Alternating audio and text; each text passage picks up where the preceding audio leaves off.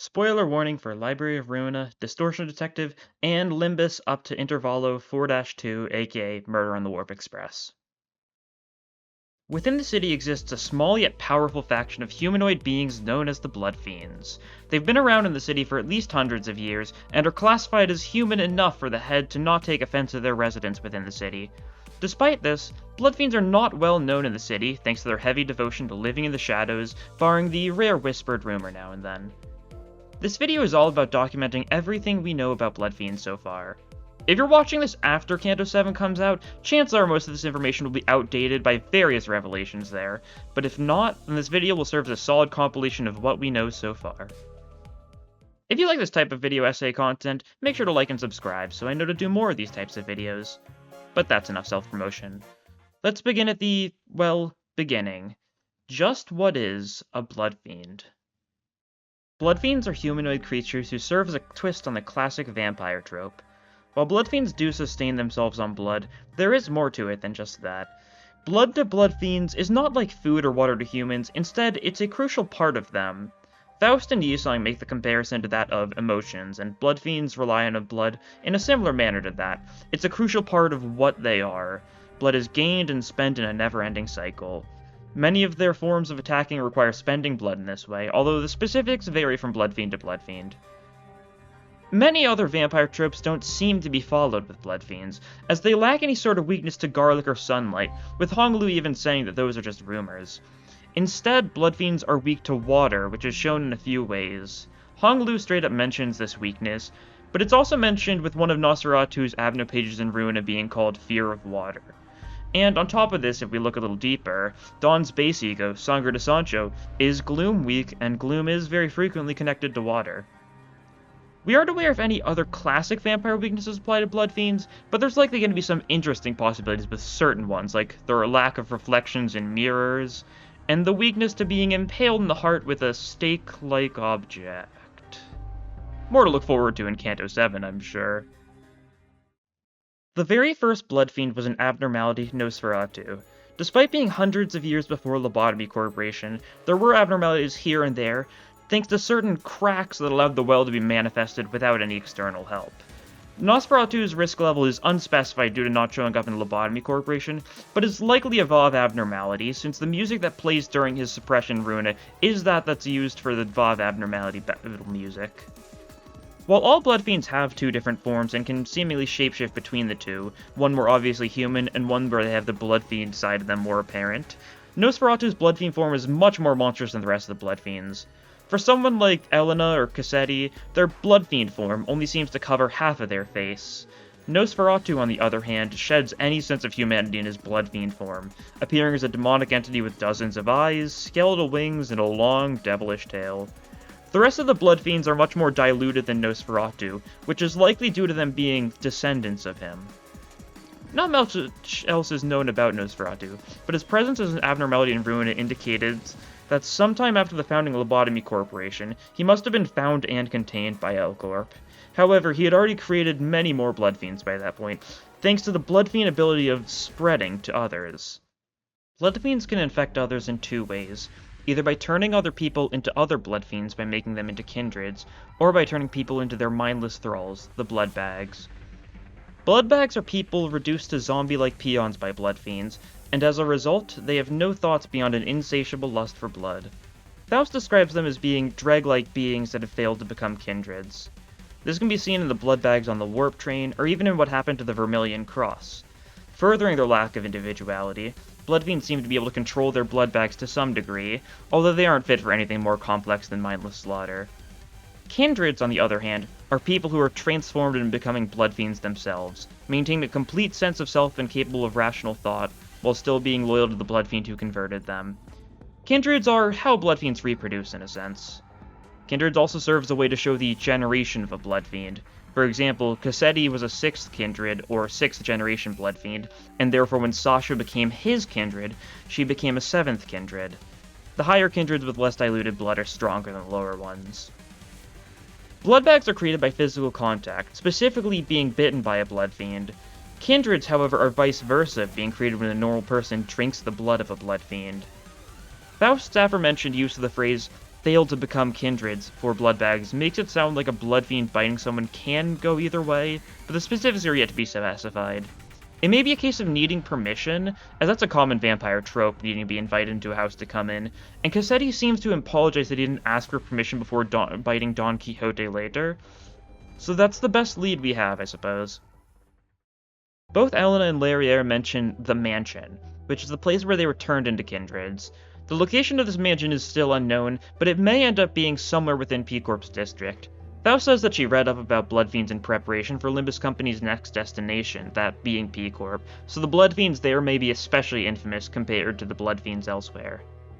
This mansion is where Nosferatu lived, and seems to be the central location for most Bloodfiends in the city. Elena refers to it as the mansion where everything began, and Laurier mentioned how she received blood in a certain mansion, referring to the process of becoming a kindred. Since Nosferatu no longer inhabits the mansion, the current leadership of the Bloodfiends is unknown, but it'll likely be the elder Bloodfiend of the district in which the mansion is. Despite all of the Bloodfiends originating from the same place, they formed several colonies around the city, one for each district. This gave each colony ample room for expansion without stepping on the toes of any of the other colonies.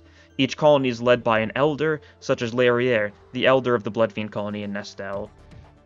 These colonies would live in secrecy from the outside world, most of which were feeding primarily off an unspecified, lesser type of blood. Kyote mentioned this being the case for 200 or so years, and my best guess is that it may be sweeper blood. Since sweepers are shown to be frequently hunted down in Ruina, and they aren't offered the same degree of rights as humans, Bloodfiends could likely get away with sustaining themselves on sweeper quote-unquote blood for a while. But since sweepers are only shells full of an odd mixture of blood and organs in the form of a strange red liquid, it's safe to say that they would taste a lot worse than just normal humans. Some Bloodfiends, however, are not content with this life in hiding. Laurier, the aforementioned elder of Nestel, has her own special way of drinking blood in a discreet manner. She runs a hotel in the Fallen Nest, where she secretly drinks blood from the guests of the hotel, allowing her to sustain herself while being cautious enough to not drink too much as to be noticed.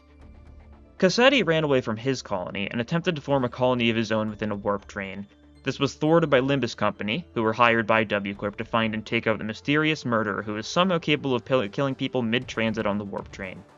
Kyote mentions at one point that he thought the family had come after him when he gets startled, which makes it sound like the colony he ran away from wants to take out Kyote, as he proves to be a threat to their continued way of his existence. Ryoshi mentioned that there's a Bloodfiend within the ranks of an unspecified finger, which makes it sound as though this Bloodfiend managed to control themselves enough to be accepted into one of the fingers. This could be a case of an entire colony of Bloodfiends working under one of the fingers, or a single outlier who left their colonies in hope of a better life. Which finger they work for is hard to discern, but it may be the pinky, as we know very little about the pinky except for the fact that they're considered the worst of the fingers by some, and therefore may be more willing to accept an abnormal recruit to their ranks. And of course, there's one Bloodfiend in particular who went on a long enough tirade to be crowned as star of the city. Elena was a Bloodfiend who no longer wanted a life of secrecy, and began to feed off of humans freely, proving to be a dangerous enough threat to the residents of the city that Elena was exalted to a star of the city. She built an entire palace out of the blood vessels of over 4,000 people, but was eventually defeated thanks to a tag team between the Black Sense and the captain of Charles' office. However, Elena was not dead and would serve to make her reappearance later down in the line. Elena's complete disregard for their Bloodfiend lifestyle was seen as a nuisance to the rest of the Bloodfiends, such as Laurier.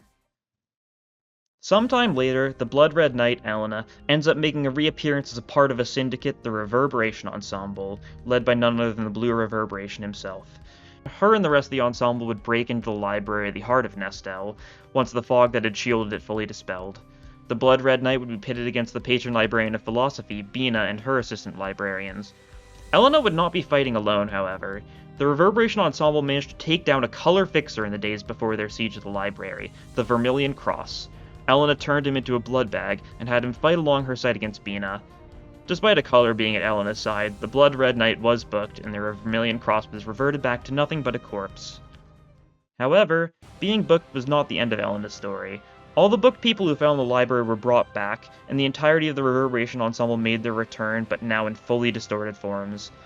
Elena's distorted form makes her go from the half-Bloodfiend look that most Bloodfiends have, into what seems to be a more complete Bloodfiend.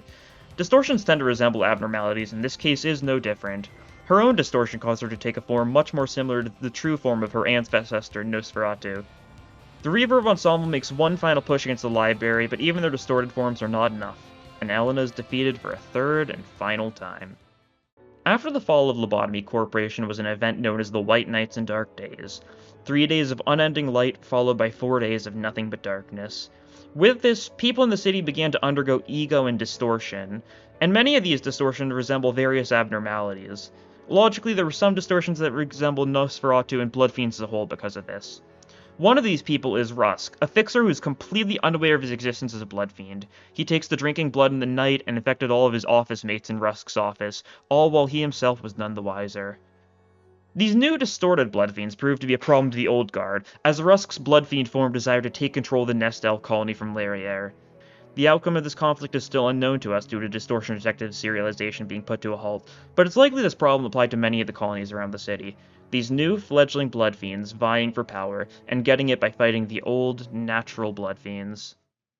Around the time of the Blood Red Knight's reign of terror, a small office was investigating into it, that being Moses' office. This office is led by Moses, a grade 5 fixer who specializes in distortions, and accompanied by her sidekick Ezra. While the investigations were early on in Moses' career, she didn't really accomplish too much and took no part in the eventual defeat of the Blood Red Knight. But she took to looking into Bloodfiends more after the event. While not too many details were given, Moses does manage that she managed to repel or resolve a few of them. One of these Bloodfiends who Moses encountered was none other than the third sinner of Limbus Company, Don Kyote. Unbeknownst to most of the sinners of Limbus Company, Don Kyote, the lance-wielding employee with a deep adoration towards fixers, is a Bloodfiend. While Virgilius and Faust were aware of this fact, Dante was none the wiser until witnessing Don Quixote transform into her Bloodfiend form after Cassetti, a lower-ranked Bloodfiend, tried to convert Don Quixote himself, unaware of Don's true identity.